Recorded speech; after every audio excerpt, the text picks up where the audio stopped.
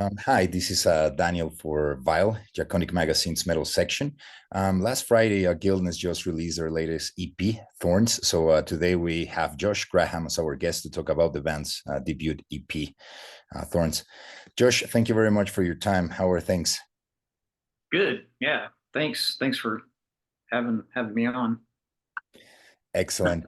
So I don't know where shall we start. I was just wondering to begin with, where does the name Guildless come from? I don't know if you can give us, some more insight or details about it. It's kind of a combination of like a few things. One being that it's almost impossible to find a single uh, name band or a single word band name like right now. I mean, Of course.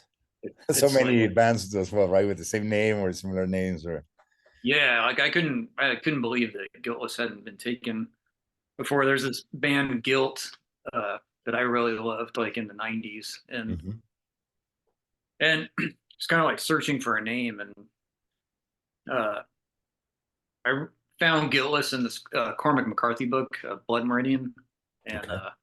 it's kind of like a quote in there. And I don't know, it has like there's like a lot of weight to the name. Like you're kind of like either come off like an asshole, like you're like it's not not my responsibility, or or like you're an innocent person. So it's I don't know, it's kind of just it has like a lot of weight, like duality, like double meanings and stuff to it. So it felt cool, like to use uh, for us for sure. Mhm. Nice. So I know that the band, I mean, is formed by musicians from bands like Stormfly, well, Battle of Mice, Intronaut, Generation of Vipers. So how did the band form? I mean, was there something in particular that made you put like everything together? Well, like I've been talking to because Billy, he was in a Storm of Light for like 10 years, and then Mhm. he left like in 2016 or 17. We Uh-huh. did one more record without him, and then that's when I had Dan come in. He was on the last iteration of that, but kind of after that Anthracene record, like I really wanted to do something heavier, but it it took a while to kind of get there. So like moving across the country, and then the pandemic happened, and like but I started talking to Billy about it more.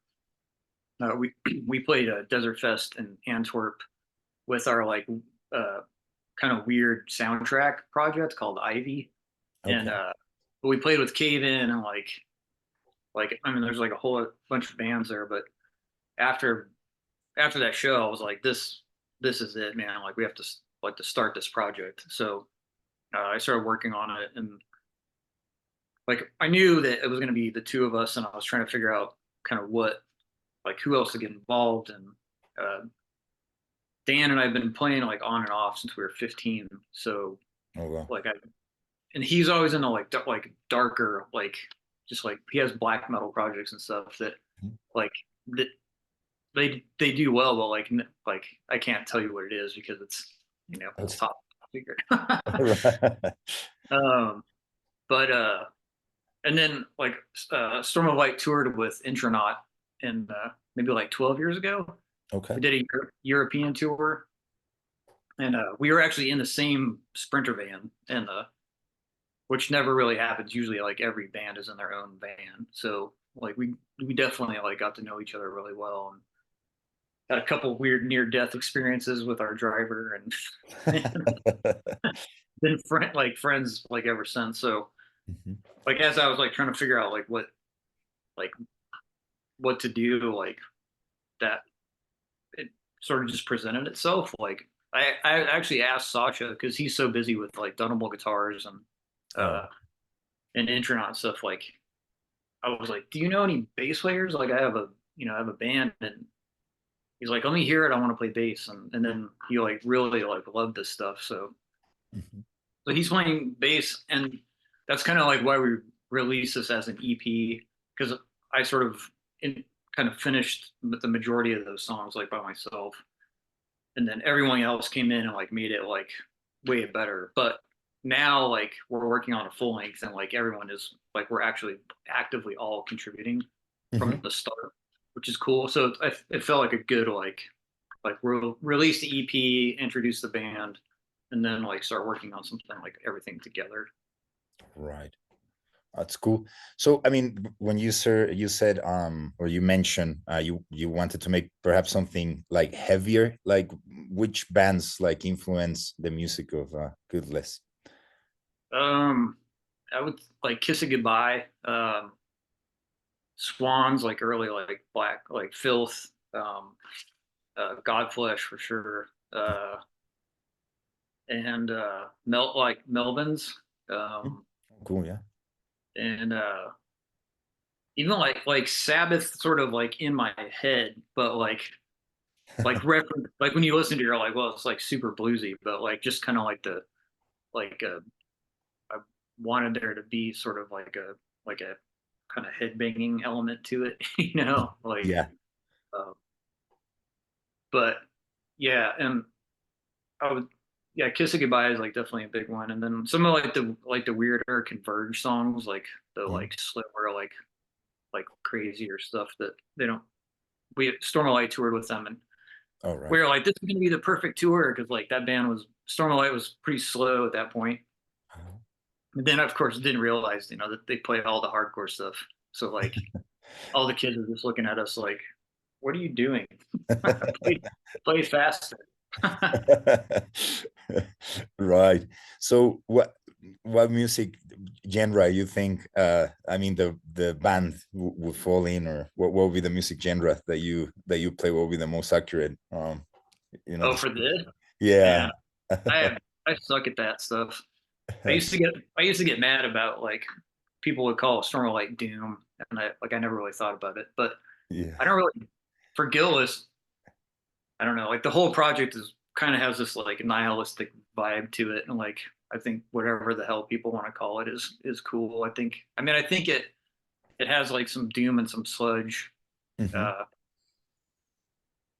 but like my references are just like kind of pulling from like older stuff, like a lot of stuff from the '90s because I'm old and dated, I guess. But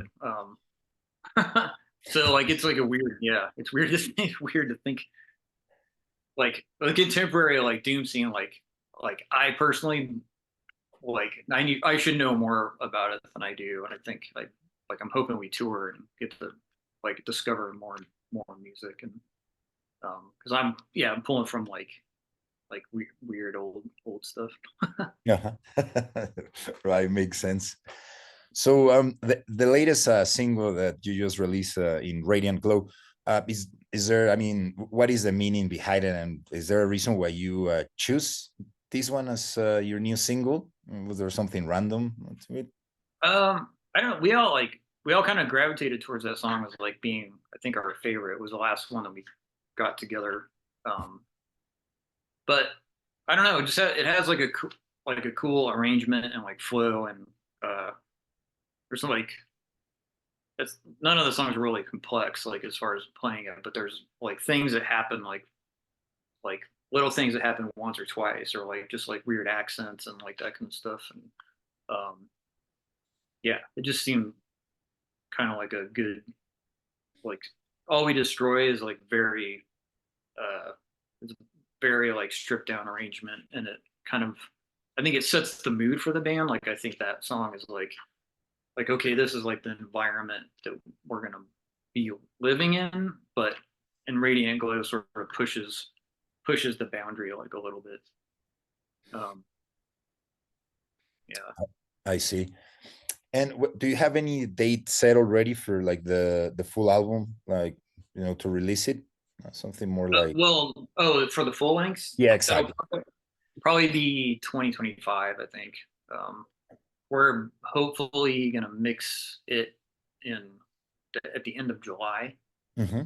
So it's kind of hard to tell. Like the timelines for vinyl used to be pretty fast, and the pandemic they were like 18 months, and like Of course. they're getting like a little bit faster. So I think what like the it will be decided on the day that we can hand someone like the actual record and be like, when can it come out? Like, and then because they'll start looking at all the parameters on when the record plant can ship stuff.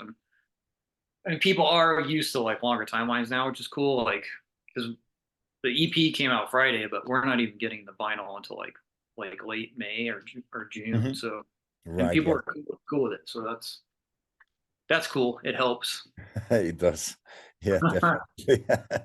And you guys have any plans on touring Latin America any time soon, you think? Oh man, if we could, yeah, it'd be amazing. Like I've always wanted to play in Mexico, and the Stormlight we played in Bogota once, and like Uh, uh-huh. that was cool. And but yeah, I mean, it just has to be the interest. There has to be the promoter. The promoter has to feel like, we're not going to make them lose money. So Right.